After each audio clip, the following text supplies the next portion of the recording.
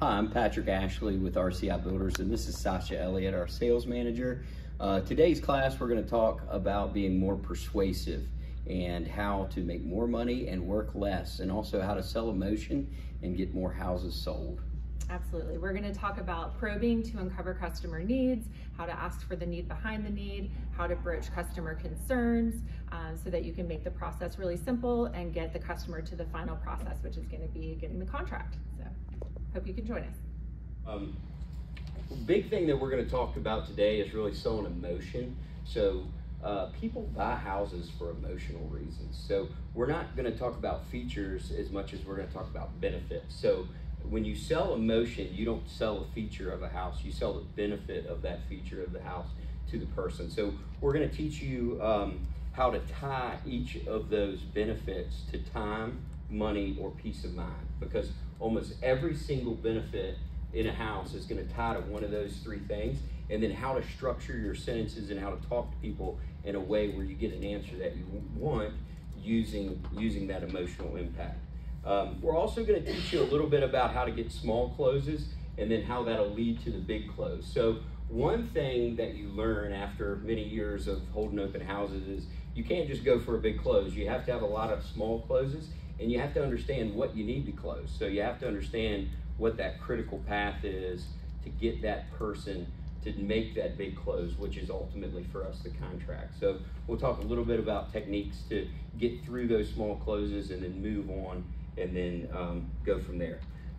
Another thing that we're going to talk about, and this is probably something that Sascha and I did better the second 1,000 days that we worked in a model versus the first, is every single person that comes into that open house or to that model home, you need to be with them the entire time that they're there. So, I mean, if there's multiple people there, there's some process of elimination of how to get to the right person and those sort of things. But a lot of the time, it's just that one-on-one environment, and you have to learn how to stay with them, and you have to learn how to sell the fact that you're going to stay with them. So some of that comes from the fact if you worked a few thousand days in an open house, then you realize how many things you've missed that you wanted to do. So it'll give you a little bit of a chip on your shoulder, like I could be at the beach this weekend, or I could be at the river, or I could be at a family event, or at a sporting event, or whatever that thing is, but you're missing it because you're there, so you need to maximize that. You might just wanted to be at home because you had a big night before, sitting on your couch, eating potato chips, and hanging out in your pajamas. Hey,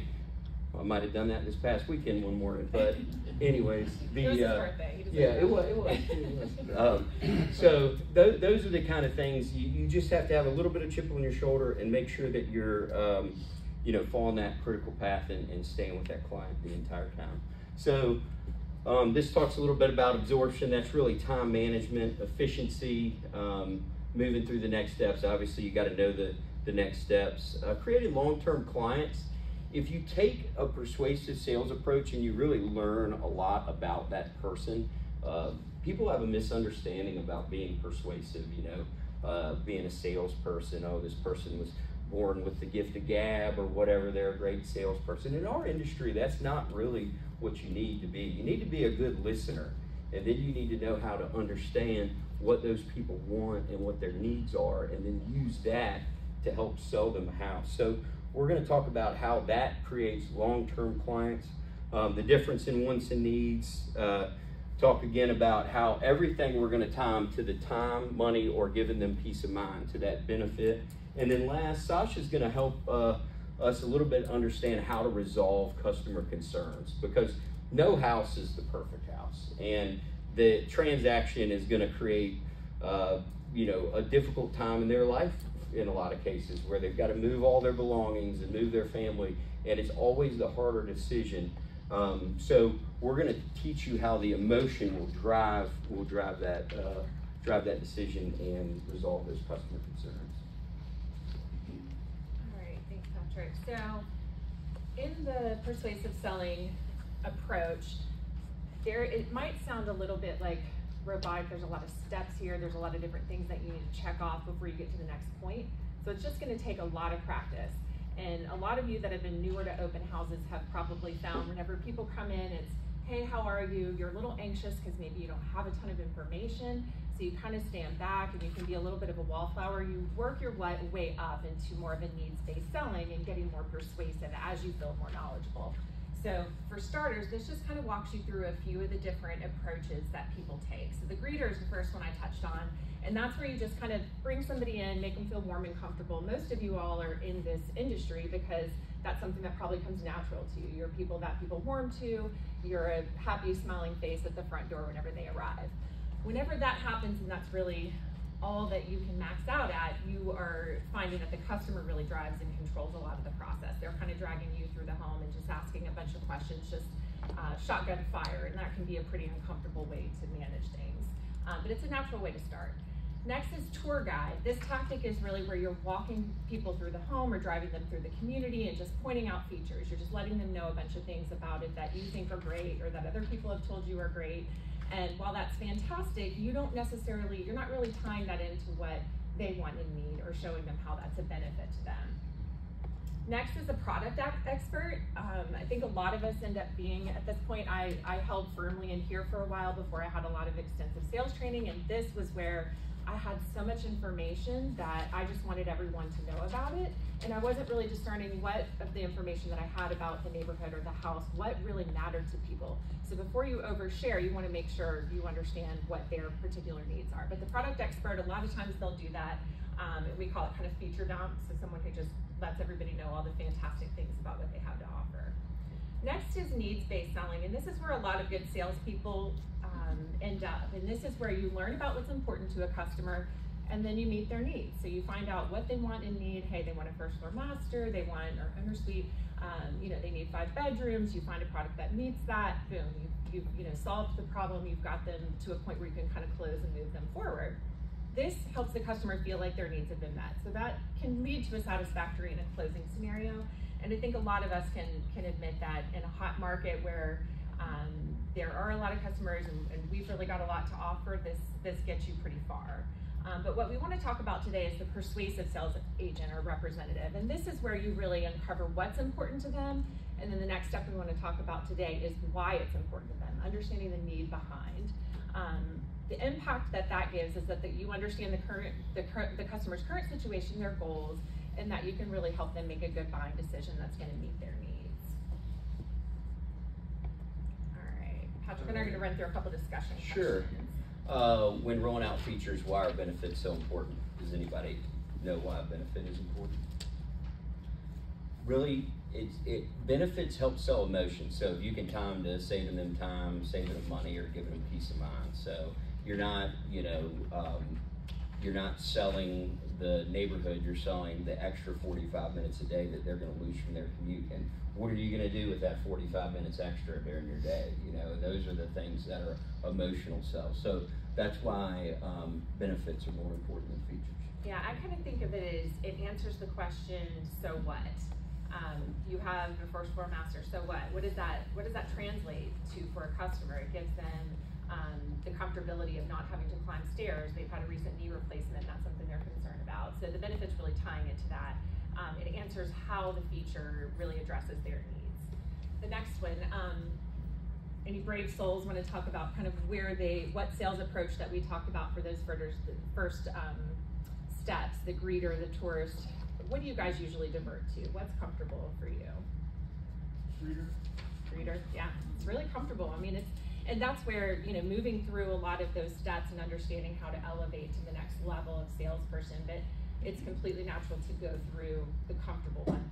But speaking to Patrick's point earlier, if you're in your model on a weekend and you've got people coming through and you work in a commission-based business, taking that to the next step to where you can really drive home what their needs are is what's going to pay off the most. What is the difference in an open and a closed probe? Really, the open probe is the key to being a persuasive seller. So we're going to teach you a system in a minute that's really systematic if you're meeting someone in an open house of how to get deep in the process with them quickly. And open probing is one of the keys. And if you get lost in the process, we want you to know 5 or 10 open probes that you can just divert to. And if you can keep doing that, you can catch yourself back up in the process. So just remember, it's a very open-ended question, not a yes or a no answer. And that's what a closed probe is. It's a yes or a no answer. So why would you use a closed probe? a lot of the time you use a closed probe just to move on from something. So you say, so it sounds like you have to be in the Glen Allen High School District. Is that correct? Yes. Okay, well, we figured it out. Like, this is where the home is going to need to be, so then we can move on. It also shows the prospective buyer that you're listening to them. So you're paying attention. You're not just trying to push a certain product on them. And a lot of the time, that might not be the product that you're showing them, but it at least shows them that you're listening and that you can help them, and then that's how it'll help you make them your client. Absolutely. And you know, with the open probe, it really encourages people to respond freely. Caitlin and I were talking about before the class, you know, the first question that she asks when someone walks into the model is usually, what brings you in today? And then it can just really open up. They can kind of tell you a little bit about their day, what they have going on, or what they're looking for, and it gives you an opportunity to kind of start the rapport from there. Next question is, why is it so important that you lead the sales process? Anyone want to take a stab at that? All right, we're ready for you. Trust you? Yeah, absolutely. Yeah. Okay. Your time matters too. Yeah, absolutely. Efficiency. Efficiency is super key. Your time matters. You've done it a time or two. You can maybe help them navigate that process. Maybe they're a software engineer, and that's something that you wouldn't go into their job and kind of show them the process of what needs to be done to do their job. So you understand the steps of what needs to happen. Like Patrick mentioned, that critical path to get them from walking through the front door to getting them to a contract. You know those steps most efficiently, so that's really important. I also like to think of it as the customer is the pilot and you're the navigator. So let them feel like the pilot, that you're the one with the map, you're the one with the process that knows how to get them to those next steps. All right, what is the need behind the need, and how does this tie into selling emotion? So really the need behind the need is what you're trying to discover. So I'll give you a simple example. Somebody comes in and they say that they have to have a 4-bedroom house. Well, so you open probe and you find out that they have 3 kids. All right, so they got 2 in 1 bedroom, and they have an infant. The infant is keeping the other kids up at night. All the bedrooms are right there together. Now their other 2 kids are tired and they're fighting. So what's the need behind the need? A better family life and some sleep. This poor family can't sleep. So the need behind the need of the 4-bedroom is really the fact that they're tired all the time and their emotional state of their house. So that is really how you sell something. Somebody told me once, it kind of stuck with me, is once you figure out the need behind the need, grind the knife in. So that, it just made me think, like, gosh, that's painful. But what would you say to that person? Can you imagine actually getting a full night's sleep? I can't imagine being you and having to function off of 2 hours of sleep a night. That's an emotional sale. It has a lot to do with the 4-bedroom, but really that person is going to leave your model thinking, my gosh, my life is going to be so much better over here in Hickory Hill than it is in this other community, or in this open house that has 4 bedrooms or 5 or whatever it is. So remember that you're selling that need behind the need. You're not actually selling 4 bedrooms. If you can remember that and always tie it back to the emotion and time, money, and peace of mind, then you're going to be much more impactful and much more persuasive. I really like that, the drive the knife. I remember being taught that as well.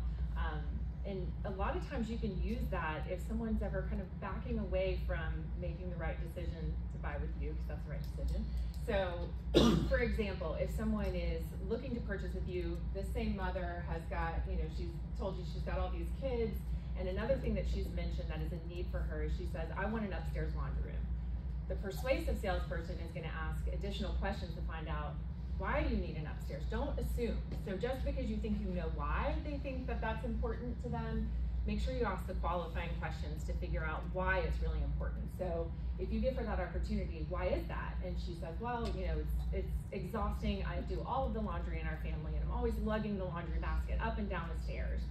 Whenever it comes time to close and they start getting a little bit wiggly on you, and maybe they're like, well, you know, we're kind of comfortable where we are, and they're thinking about the move twice could be difficult, and you're thinking, you know, your kids you've got this infant, you've got a 4 and 5 and 6-year-old, you told me that it was really important to you to have the laundry room upstairs near all the bedrooms, you know, do you want to stay in the home that you're in and lug all that laundry up and down the stairs? So that's kind of the nice way of twisting the knife. But just using that information, it's much easier to say that than to say to them, do you want to stay in your house with your laundry room, you know, downstairs? Or it just helps a lot if you can really tie that to the need. It does, and something that Sasha just said there that kind of made me think of something else. Is she asked the question immediately, why do you want it upstairs? And that person in this circumstance said, because I don't want to lug it up. Well, what if immediately in your mind, instead of asking that question, you said, well, they're not that noisy anymore?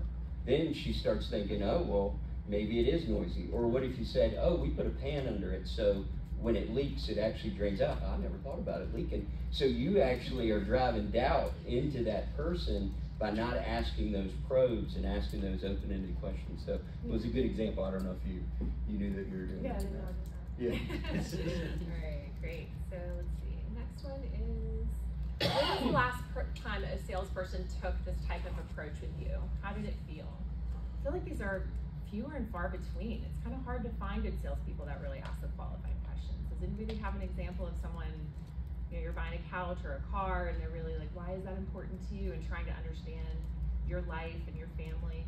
People don't get that a lot. So this is one of the most important purchases for them in their life, and for you to really understand how their family works, how their their commute to work and the distance and just all of those things and all those needs behind the need are really going to set you apart from a lot of the other greeters and that you're competing against. Yeah, the fact that none of you raised your hand, Yeah. that just shows like how rare it is to actually meet someone that is using like a high level of sales tactic that would actually help them. So, and that also shows you how many other realtors are probably not using this either, and how you can make people your client just because they're going to feel better about you and you've listened to them and that you have their best interest at heart.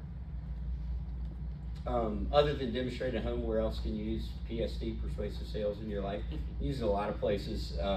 So you can use it to diffuse situations, significant others, kids, parents, family, friends. So, why are you so mad? Well, you probably know why they're so mad. At least I usually do. But you can ask those questions and let them explain to you exactly why, and use some of those tactics. Now, if they are in the class too, or they know this, then you definitely don't want to do it, because then it's just They know, yeah. Yeah, We'll look at each other and say, "Oh, say, I know you're using PST on me." Whenever he starts asking me some questions, I'm like, "Don't play the side." It also helps if you manage people. It helps you a lot of different ways in your life. Me in my personal life right now, I probably use it the most with my kids. Just because you're always negotiating with your kids. Whether they're toddlers or they're adults, you're still negotiating with them. When they're toddlers, you can just force them. But when they get to a certain age, you have to explain why, and you have to understand their feelings and all those things. So there's definitely ways to use these tactics, not just in real estate sales. Definitely. All right, next one is, what is the critical path that needs to be achieved when selling homes? If we just break it down and make it pretty simple for us in new construction, it's really choosing the floor plan, choosing a home site that works best, providing an estimate, and getting someone to contract. There's a million different things that happen in between there. We can't simplify it just like that, but that's the critical path, and another reason why you want to be the navigator and try to help lead your pilot along the path to making their best decision. If you're focused on that critical path and you really understand what you're doing in new home sales, especially if they're easier homes to sell, most of the time a really good salesperson is writing the contract on the initial meeting or the second meeting. So some of our best salespeople, you'll often see them write the contract extremely fast, and that's because they're extremely efficient. And a customer actually will appreciate this, especially if they've gone through the home buying process multiple times, which a lot of our new construction and a lot of resale buyers have, and they understand, maybe not all right away, but when the process is over, they're like, wow, Blakely got me through that process really fast, almost too fast. My gosh. So sometimes you get somebody to cancel. If we see a sales rep that's getting them through the process so fast that they cancel, that's a sign of a really good salesperson, because they persuaded them. Yeah, and really you want to be consultative. You want to make sure that they're making the best decision for them, and really finding out all of those needs behind the need, and finding your mini closes along the way are the best way to get there. So we're going to run through just a couple of quick definitions before we get into the meat of things. For open probe, Patrick touched on this a little bit earlier, and that's just a question that leaves an open-ended answer. That's the center of persuasive selling. So it's just open-ended, and it helps to understand what their current situation and needs are.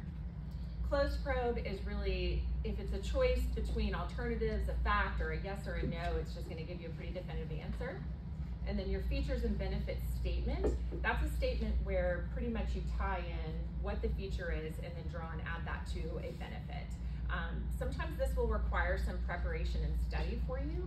I know for us in a lot of new construction communities, RCI has the opportunity to really know our plans, know the ins and outs, know what our best features are. We get feedback from customers telling us what they are. We know what our drawbacks or whatever things people don't love as much, and we're prepared for them.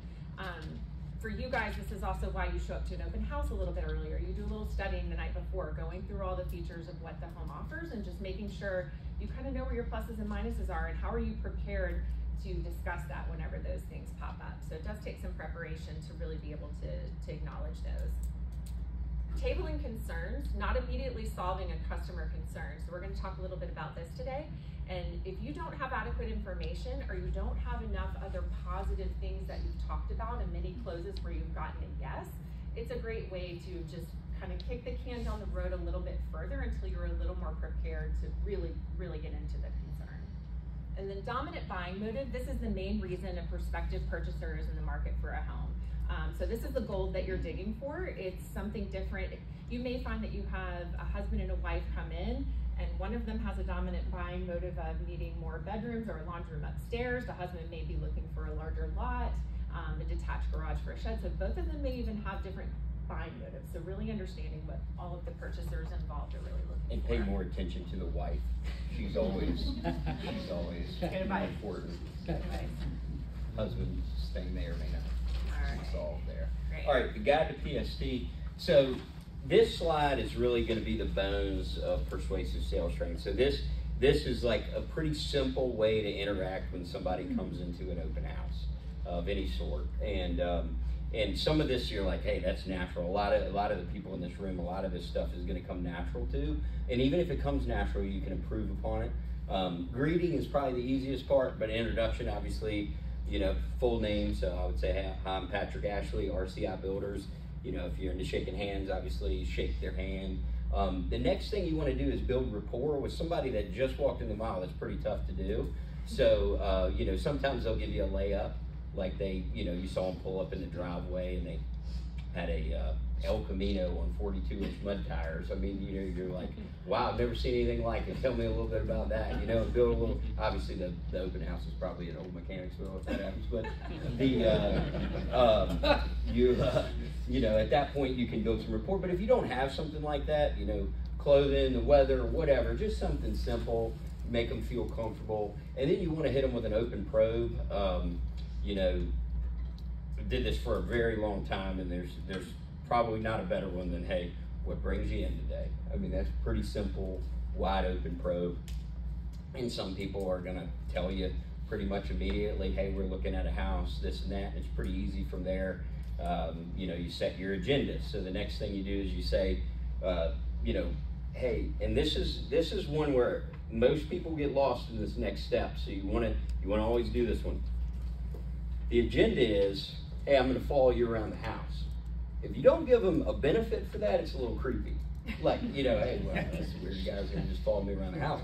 No, so what you have to do is give them the benefit, and that's gonna get you the gaining of acceptance. So you say, hey, you know what? I'm gonna walk through the house with you and really listen to what you like and dislike about this house. And then that'll give me a better understanding of what you need, and I can help guide you in the right direction. How does that sound? You're gaining the acceptance. If you don't put the benefit behind it to them, then it's awkward. And a lot of people don't even engage in this step. They say, oh yeah, take a look, tell me what you think. And they go back to their office or go back to whatever they're doing. And that's a huge mistake. I mean, that's the biggest mistake. You need to engage that prospective buyer the entire time that they go through the house. Now, not everybody's gonna give you a layup. Some people are gonna come in and say stuff like, oh, we just wanna look at the decorations. So then you gotta be a little bit quick on your feet. But for something like that, I would say, oh, you know what? We have an in-house designer and she's always looking for feedback. We just recently decorated this model. Let me follow you around and tell me what you think of the decorations. And then once you're following them around, then you start hitting them with other open probes. And a lot of the time, what people don't understand is that defense mechanism is that person's natural defense mechanism because they know they might buy a house. You know, so, and they don't want you to know that because they're going to put you off. And they might have been to 4 other open houses, but if you can get to that next step, you're going to be the guy that they call back, and the other people aren't. So that's the difference of, you know, a good salesperson is really getting in there. Then once you get in there, you do the next step, which is to probe. So this is really, you know, the heart of what you're doing, but you're asking open probes to understand their current situation. So, hey, where do you currently live? It's a very natural conversation, but they're giving you ammunition for the emotion. Oh, we live, you know, in a farmhouse in Montpelier. Well, right away, you know, hey, this is new construction. Like, they're going to save some money with all these efficiencies in this house. Or, hey, you know that they want to be in this school district and it's a lot closer in, or all those things. So you're thinking this, you're not using it yet, but you're thinking it the whole time. And then you ask open probes to understand their desired situation. Well, tell me what you would really like to change, just in a perfect world. Like, what's this new house like, or what is the change? What is driving you to make the change? And then you review their circumstances and needs with a closed probe. So, well, it sounds like you're trying to get closer in and get into a house that doesn't have so many unexpected expenses. Is that right? And they say yes. So you've closed right there on the fact that they need to make a change, and that you kind of get your foot in the door just a little bit more. The next part is closing. So people think of closing like, oh, I'm closing for the contract. You're closing for 10 other things before you get to the contract. If you don't know that, then you're having a hard time selling. So what you always want to do when you close is provide, again, the relevant feature and the benefits. So for me, like in this scenario, you could say, you know, it sounds like this community is going to save you about 45 minutes a round trip every day, and maybe an hour or two on some days. You know, I think that's something that would maybe be life-changing. Does that sound like it would change your life to have 2 extra hours a day? Sure, yeah, you gain the commitment. And then you move into the next feature and benefit statement. Well, we found, it sounds like the community for you. Now we just need to find the house and the lot. How about we check out this house and see what you think? How does that sound? And then you're going through that next house. And you can do that once you narrow it down from a 2-story plan to a 1-story plan to the lot. And then you just, basically you could draw a line right here at agenda and just keep circling agenda probe close until you get to the final close, which is the contract. Now at that point, if you've done your job, it's extremely easy. So asking for the contract, and sometimes they ask you for the contract because they're ready, they're that committed. They found the lot, they found the house, they're in love. It's going to save them an unbelievable amount of time, and it's going to save them money. Mr. Chanel? Would you say that part again? Because I'm not certain everybody's paying attention. That was really good. Sometimes they'll ask Okay, yeah. If you've done all of the small closes properly, they will ask you to write the contract. And it does happen. It happens more than you think if you've covered all the other bases. But you got to put in the work to do the other, and that is a big part of this revolving circle, and then knowing what the critical path is. And that critical path can change from an open house to new construction or whatever it is, and some of that comes with experience. So if you don't save anything else from this, but you do want to work open houses and you do want to close better, look at this before you start and really think about it. Take 10 minutes before you open that open house and really look at this and say, you know, what are the benefits of this house? What are the benefits of this area? You know, what do I need to close people on to get them to the next step to write a contract? And, you know, I think that'll really help you. And we're going to do the last part of today. We're just going to do some quick one-on-one role play, kind of stating an agenda and the benefit and walking you through those things. Got a question? All right. So if you're telling them, you know, you're going to follow them around, what if they have an agent? Are you still following them around? Yes. We're not scared agents. You're not scared Yeah. agents. So if You're all you trying want to to sell, accomplish the same if you goal. want to sell your product or yourself, you got to follow them around. And here's the thing: how do you know their agent's not doing a bad job? You know, and they might have a shorter term listing agreement. They might not even have an agreement with them. You know, so that's another thing. The other thing is, if they have an agent, you know, and maybe you have a listing that you can sell them. So maybe you find out, hey, they want to be 10 miles to the west. and you're like, hey, I've got to listen, or somebody on your team has a listen, or whatever it is. So there's always a way. I will tell you this: always follow them around, even unless you have somebody else better in the model, or in the home itself. Then you have to just kind of make a judgment call based off of how many open probes that you've made and what you've talked to them about, who probably mathematically is the better option for you. But I would say the biggest error that most salespeople make is they don't get to the agenda and follow them around the house. They're at your house or your client's house, and they don't have really the right, in my mind, to walk around the house unattended. So I go with them. Another important part to that is the agent's going to tell you the need, right? They're going to tell you what they need. Who's going to tell you the need behind the need? Is the agent going to tell you that? No, the buyer's going to tell you that. They're going to tell you why they need, the agent might come in and say, well, they know they want a bedroom upstairs, they need a first floor master, they need this, they need that, or laundry upstairs. You get the list, but you don't know any of the critical information that you need to really sell. So the customers are the people who are going to really tell you those answers. When I look at this, and hearing Patrick talk about it, I think that the things that are most often missed are the simple stuff that just takes you a couple of minutes, that once you get used to this process, you kind of have to learn to slow down. And the reason that you need to do that is you make sure that you are acknowledging and you're checking for acceptance. So acknowledging is going to really let people know that you're hearing them. So you're sometimes just repeating back to them almost what they've said, maybe in another way. You're making sure it's clarifying, they understand that you hear them, and then also gaining acceptance. So getting those many yeses, and like Patrick was mentioning, all the mini closes that you need to get to the final close. If they've said yes to so many things along the way, it's almost awkward for them to say no at the end. And at that point, you can say, hey, you were in agreement about the plan, we loved the home site, all of this, what did I miss? What did I miss? So if you're doing all of those appropriate closes along the way and you continue going through the cycle, it makes it a lot easier when you go for the larger close, because you can remind them of all the things that they've already agreed to. At what point in all this process do you ask for budget? So that budget is largely a part of this. I mean, this can apply to budget, this can apply anywhere. Usually pretty early, in the open probing, like what are you looking for in a new house? They tell you. It's one of the needs. What kind of price range are you thinking? You kind of get there. And then ultimately in new construction, it's kind of easy, because one of our main critical path things is to do a cost estimate, especially when we're pre-selling a house. So what we say to them is, hey, the next step for you, Bennett, you're in love with the Madison floor plan. The next step for you is to sit down and we're going to go through and put exactly what you want in your new home in this cost estimate. So when you leave here today, you're going to know to the penny what it's going to cost you. And we have a great relationship with Abby, and she can even run you payments, so you can leave, within 48 hours we can know even what your payment is.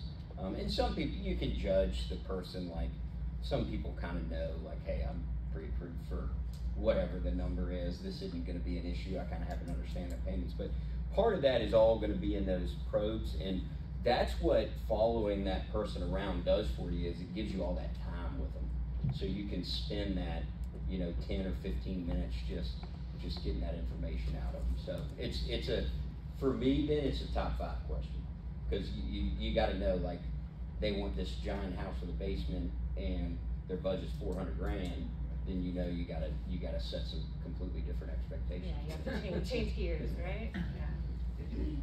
Hopefully you can cross-sell and go into another community. All right, resolving concerns. Patrick stuck me with the tough one, but this is a great one. So resolving concerns. This is whenever a customer kind of puts up their hand about something that they're bothered by, something that's not working for them. The most important thing is this is where you can really win them over. So this is your opportunity to take the consultative and persuasive approach and get them in your corner. For starters, you know that you want to encourage people to express all of their concerns. You want to be able to facilitate an open conversation about them. Don't be afraid of concerns. Don't back down from them. Don't just try to keep everything moving in a positive direction. Be very open to the feedback that they give you about the concerns, because then you know how to handle them and then you know how to sell against them. It also demonstrates that you have a commitment to helping them make an informed decision, and it makes you a real professional. So I think it's just super important to take concerns really to heart. So for starters, it's easy. Just probe to understand the concern. You know, they tell you what their concern is. You want to make sure you understand that clearly. Acknowledge the concern with the closed probe. So that's where you kind of repeat it back to them and say, you know, am I understanding that right? And you get a buy-in. Yes, you've heard them right. Next is resolve the concern, and that's where you have an opportunity to either explain that something, you know, they don't have something right, so that's a misunderstanding. Or you can outweigh it with something that can't be, you can outweigh something that can't be changed. That's a drawback. That's where they're telling you, hey, something's wrong with this, and you know that you can't change it, but you have all these other fantastic things that they've already bought into that they love. So that's when you know you've got to kind of tip the scales and paint that picture for them. Next is use a proof source to provide points to skeptics. We've all had the skeptical buyer, someone who just doesn't believe it, but you can provide them with some information to kind of put their mind at ease about that. And then lastly, you're going to gain acceptance. So I would say that a lot of salespeople do step 1 and 3. They ask the concern and they jump to resolving the concern. So again, like I pointed out in Patrick's last slide, you don't want to skip acknowledging it, making sure that you're clearly hearing them. They're telling you something that they think is an issue, and you're acknowledging it, you're giving it credence, you're not making assumptions, you're not putting your bias on it, so you're clarifying it, but you are understanding it and you're respecting that that's their need. So it's really important to acknowledge. I think makes people feel heard, makes you feel trusted.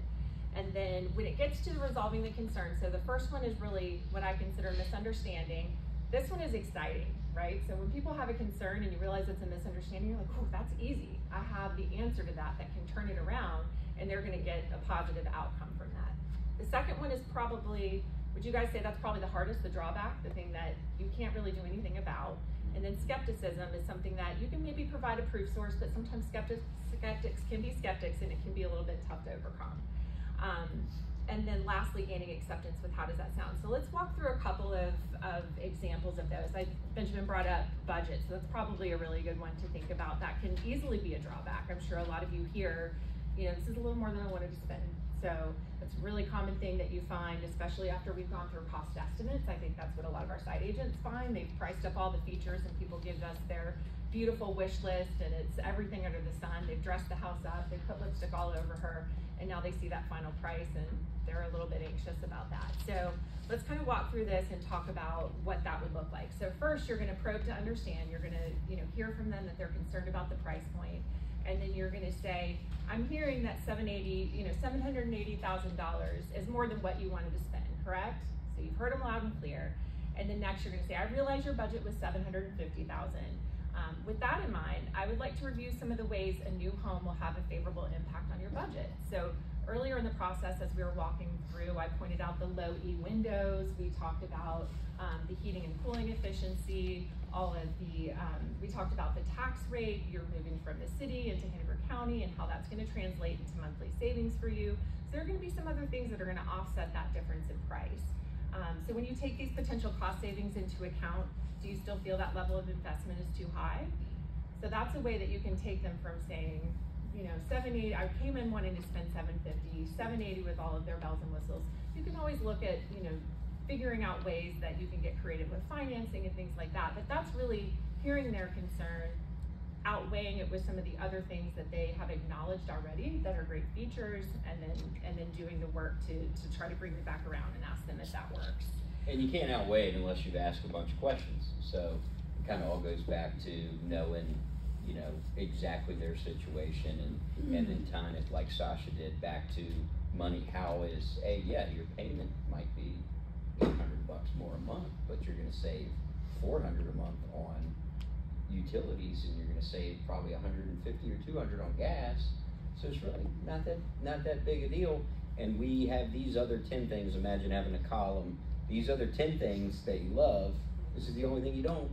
It's 10 to 1, you know. And so that's a good way is to just make sure you got those 10. Yeah, absolutely. And keeping notes on those 10, right? Yeah. So if people leave your open house and you quickly run to your desk, I can always remember running to my desk and scribbling down everything I could remember, their children's names, the things that they told me they didn't like, the things they told me they liked, just as many notes as possible that I could, so that when I followed up, not only did I show them during the initial walkthrough that I was hearing them and that I was addressing their concerns or asking them questions and fully understanding their needs, whenever it came time for follow-up, I was able to bring those things back up. And I'm not a real estate agent, so I'll preface it with that, but and I think Mike would probably agree with me, but if you are a real estate agent and you're obviously are and you're in an open house and following up with that client, even when they have a realtor, our realtor didn't follow up with me, you know? But this guy I met at the open house, he's followed up with me twice.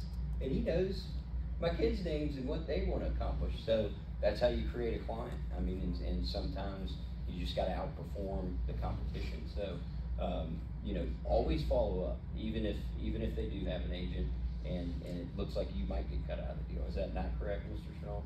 We're just gonna go with it would be a nice way to get future referrals from those people. Okay. Oh, Yeah. That's how we play nice, right? Patrick, this might fit in here too, but it always makes me think, one of the things I've always shared is people, I think psychologically proven, they make decisions emotionally first and then justify rationally second. And so it's the emotion is the driver, and then they just basically need the ammunition of making it rational for them to then do that. So like that's a perfect example of being willing to spend more money if they can justify it rationally. Like, oh yeah, like I can save money on taxes or commuting, and going back to kind of what you're talking about with all the features and benefits, it's always kind of pointing them back to giving them the ammunition to rationally make the decision for themselves, if you know what their need is or what the emotional driver is. And I think on one of your slides you were saying it was time, energy, money, and inconvenience. Money and peace of mind. Oh, peace of mind. Time, Show money, them how to save. and They then can peace save of mind. time, money, or have peace of mind with Yeah. a certain feature. So then it's just a matter of giving them the justification then with the features, pointing back to those things. So. Yeah, I think your point is really good, because all you're really doing is listening to them and then giving them food mentally to make the decision for themselves. Yeah, they're I mean, you have to rationalizing it. you're giving them little bites, and they're mentally wrapping themselves around the fact that they're going to leave this house that they've been at, let's say 10 years, 5 years, whatever it is, and they're going to, you know, buy this much larger house potentially and make this life-changing change. So all you're really doing is just feeding their mind constantly the fact that they need to wrap their mind around this huge decision. And it is a big decision. It's scary for even people in this room that are in the industry. And it does help when you have somebody got it. And it's a really great point that really all you're doing is just giving them the information they need to make that decision. All right, so we kind of touched on the drawback with the price that they were afraid of. The other one, the misunderstanding. A lot of times we were trained to use feel, felt, found. So I understand you feel this way. You know, I had another customer who felt that way too, and here's what they found. And that's where you're able to kind of provide the accurate information and deliver that, but you're making it emotional. And then lastly, the use proof sources. So when you've got your skeptic, just make sure that you are gathering all of the proof sources that you find on rates, interest rates, information that our Town First partners provide for us, testimonial letters that you have from customers, utility bills, articles, third-party references. For us, a lot of times people come in and they think, you know, I hear a lot about builders, and I hear that, you know, the quality isn't that great, and you've really got to stay on them and just make sure they're building it right, and those sorts of things. And we can really we can provide somebody through these steps. We want to walk through the steps and then provide them with, we have a third-party company that comes in and does a quality inspection for us right before closing.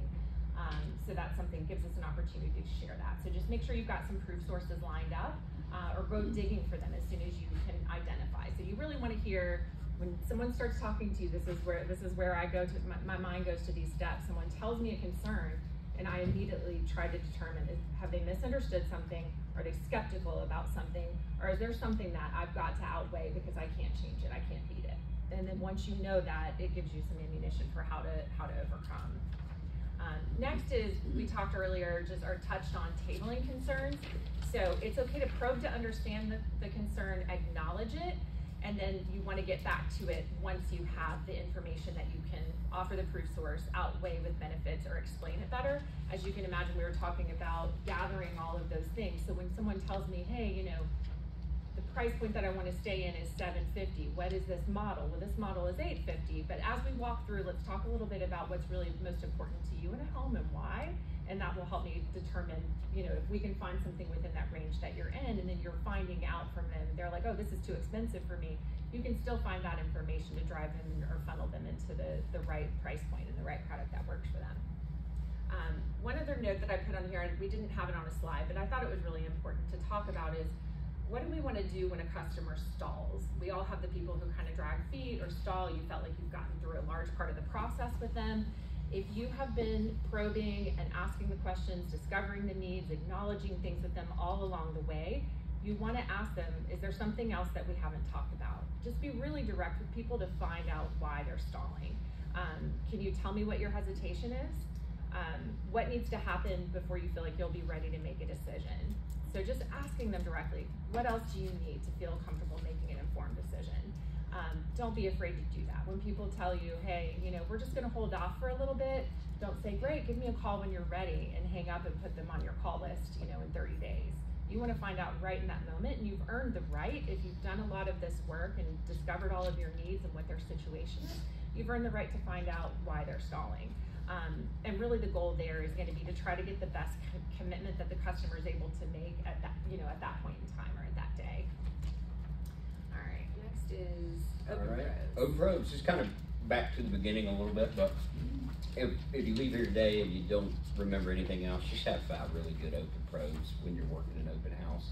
You know, just, and we've got some examples here, but what brings you in today is obviously one of the probably the most common openers.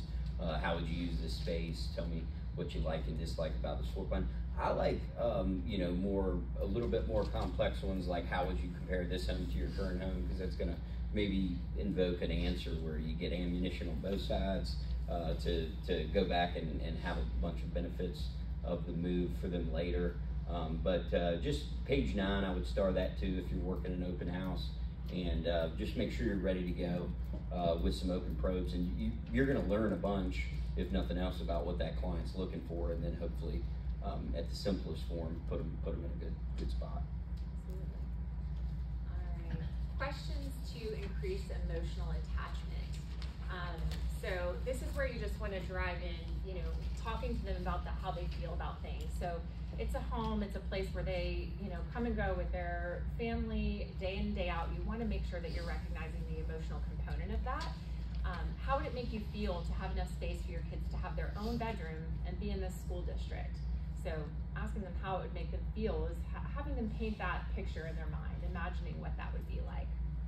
Would it make your life a lot easier to live here and only have a 15-minute commute? So, you know, maybe they've got a 45-minute, an hour commute, dropping that down to 15 minutes.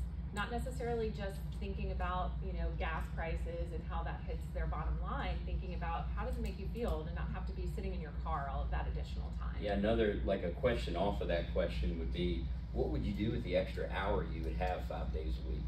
What would you do with that hour? Can you imagine? Because I mean, if you really think about it and think about everybody's life in this room that works, an hour at the end of a weekday is a long time, you know, to actually have to yourself.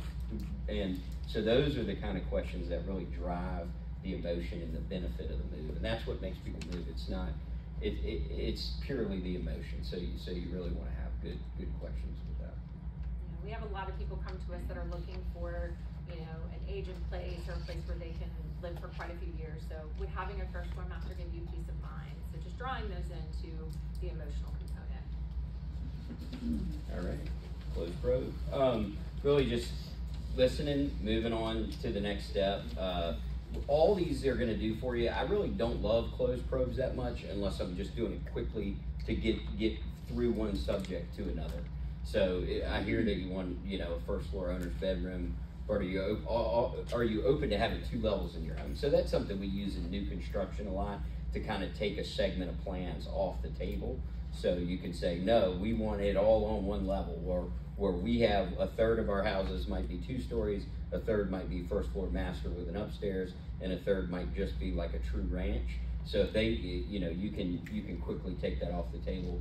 Does this plan work for you? Obviously, if it does, you know, then you could say that can kind of drop you into the next question about doing a cost estimate and the benefit of them knowing the price, and then would you want 5 bedrooms? And obviously, if that's something that they've already expressed to you, then they say yes, then you know you can eliminate another segment of plans right there. So they're really just quick questions, yes or no, move the process on and show that you're listening.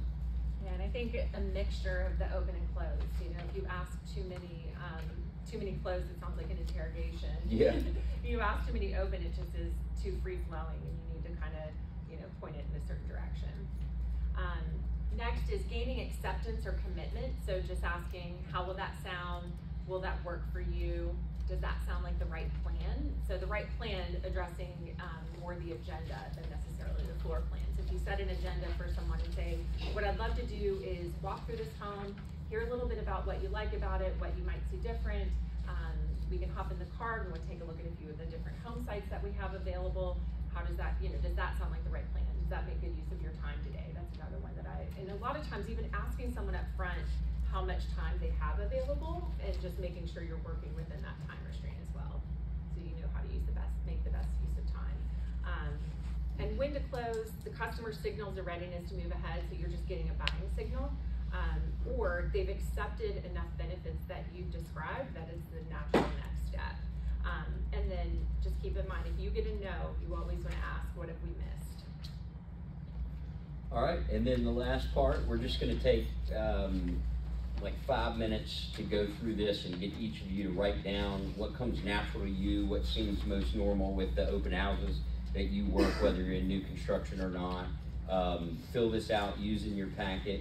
We'll take about 5 minutes to do that, and then we're going to pair up for 5 minutes. Just pick one partner, and we've got some site agents here who can help. I know Caitlin's here. She's really good at it. Yeah. So we've got multiple people, so we can kind of walk around and help you. Just remember, when we do that part, if you get lost, just ask Open Pros. It's the beauty of it. Okay, it's not any different than what we've always talked about, but my go-to typically is the, hey, what brings you in today? Because I feel like a lot of times, you know, you are going to get some people that are there, we just moved into the neighborhood, or we want decoration ideas, but a lot of times people are going to kind of start answering a lot of the questions that you already have for you. Well, you know, hey, we've got older parents that we need to have an in-law space for them, or we've got young kids we want to be in the neighborhood, and you can kind of pick up on some of those cues and run with it. It's a great one. Anybody else? All right, we'll have another opportunity. Write out an agenda you may set with a prospective buyer. Anybody have an agenda? Can anybody give me a good benefit of you walking them through the house? Because that's probably the first one that you're going to set. Caitlin's like, I get all the practice. She does this a lot. So. To me, it's easier to kind of explain to somebody up front that if I am going to kind of walk them through the house, sometimes it can be a little awkward. Okay, I'm going to follow you around, so it's let me kind of point out some of the most common upgrades in the owner suite. Hey, do you love the vaulted ceiling, or do you love the copper ceiling in the family room? Instead of just, I'm going to kind of follow you and listen to what you say.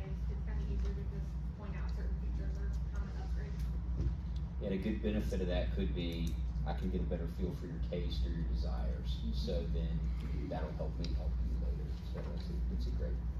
Also, you can, the difference between standard features and the upgrades. It's a good point. Yeah, on new construction, that's a strong one. Very good. All right, does anybody, you don't have to give us 3, but does anybody want to give us a good example of an open road? How would you use all this extra land? Perfect. Yeah. Can you say it again? How would you use all the extra land? It's a great one. And you'll find out more, more and more there. Hey, you got 4-wheelers or whatever it is, and then, can you imagine riding that 4-wheeler on this beautiful day, So that leads you right into selling emotion. I ask people what they do for fun, like for hobbies or on the weekends, to try to figure out somewhere in the neighborhood that's close to what they enjoy doing. It's a good point as well. What do you love about this house? Good one. this is probably applicable in my world and y'all's, but how long do they plan to be in the house that they're looking to buy? Cause it could be a younger couple that just wants to start a home and then eventually can move to something else. You know, or it could be they're moving to the area for a couple of years for work, but ultimately plan to be back wherever they came from when they have their kids. But in my world, that helps understand kind of their future refinance needs and stuff like that. It's a good question too, because it sets you up for more questions. So if they said to you 6 years, then you can say, wow, you know, and that's a really good question. So it's good. Did anybody write down a closing statement?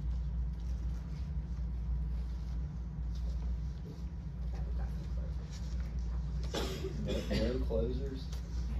They're working so hard in the first. All we have to do to get you one step closer is set that appointment. Yep. Yeah. That's a good one. New lifestyle right around the corner, isn't it? So that's a great one. And just because of time and respect for keeping it to an hour, we are probably not going to do the one-on-one role play, but we will be here if anybody wants to do it and practice. So we certainly can help. There's nothing that makes you better at it than practice, and sometimes practicing with a friend in the office is better than losing a customer in an open house. So you know, think it through, and then, you know, obviously you can also just practice on your own. Yes, sir. Mr. Ashley, how could these people repay you for sharing all of your knowledge? Well, I think it's a good question, but I think it might be better to say, how could we help them? And so, to answer that question, the one thing that we see a lot is, especially with newer agents, they get a raw lot listing, or they get a piece of raw land that somebody's interested in selling. And right now, you know, if somebody wants to build a house on a raw piece of land, the common process is to do a construction perm loan. First, they'd have to buy the property. Typically, you've got to put 10% down, but most loans is 20% down on the land itself. And then to do a construction perm loan, then you got to put another 10 or 20% down. So you're eliminating 90% of the market just listing that raw piece of land, and the process is very complicated, especially for newer buyers without a lot of you know, disposable income. So what we do a lot, and it's been extremely successful, is we'll take that lot listing and we're turning it into a house listing. So you would bring us, let's say the lot's $100,000, and we put a $400,000 build on your lot house on it. So let's say it's a 4-bedroom, 2.5 bath, beautiful house. Then you put the listing, instead of in as just the lot, you put it in with our house on it. We'll have an agent that's trained to work with you from our group. It doesn't affect your commission at all. They'll put it in MLS. And the huge advantage there is your buyer pool opens back up to basically anyone, because we're one of the few builders that if we get the contract, we'll actually go in and buy the lot, build the house, and then sell it essentially back to that person, just like any other deal from the mortgage side. So most large builders are not doing that, and most small builders aren't doing it either because they don't have the capital to do it. And then the other advantage for everybody in this room is what happens when the sales price goes from $100,000 to $500,000. Exactly. So it's tremendous advantage. And if you do a good job of explaining that to your seller of why you would list it that way, it's also something you can do with stale listings. It's also something you can do with expired listings to call on. So that is one way, and that's a simple way. And there's a bunch. I mean, we obviously would love your referrals to our model homes, which we have 7 of them open pretty much every day. So, you know, and anything that you see like that, don't ever hesitate to call one of our site agents, to call Sasha, to call myself. I mean, even if it's something that we can't do, we might be able to give you some advice. We've bought hundreds and hundreds of raw lots. So even if it's just a call to say, hey, I'm going to put this lot on the market next week. Are you guys interested in buying it? You know, and then we can help you that way. We bought a bunch of really good ones. We bought some bad ones too, so we know you know what that looks like as well, so we can, you know, share our knowledge there. So that would be one thing, is just don't hesitate to call somebody. I mean, we exclusively use Hometown to represent us, so the relationships is pretty much in every single office. So you can, if you don't know somebody personally, it's pretty easy to contact somebody with our company or somebody with hometown that's representing them. You think of anything else? That's great. In the packet that we put out, there's also a step-by-step that Emily did a fantastic job putting together that just kind of outlines what does the process look like when you build with us, so what people can expect, and each step of the way, so it'll help you to kind of give your customers some knowledge. And there's also a locations map, talks about some new communities that we have up and coming, some price points. Our website is always a great resource for that, but I'm always here as well if you have questions. But any other questions on the class or anything else we can help with? Hopefully you found it valuable. Yeah. Thank you.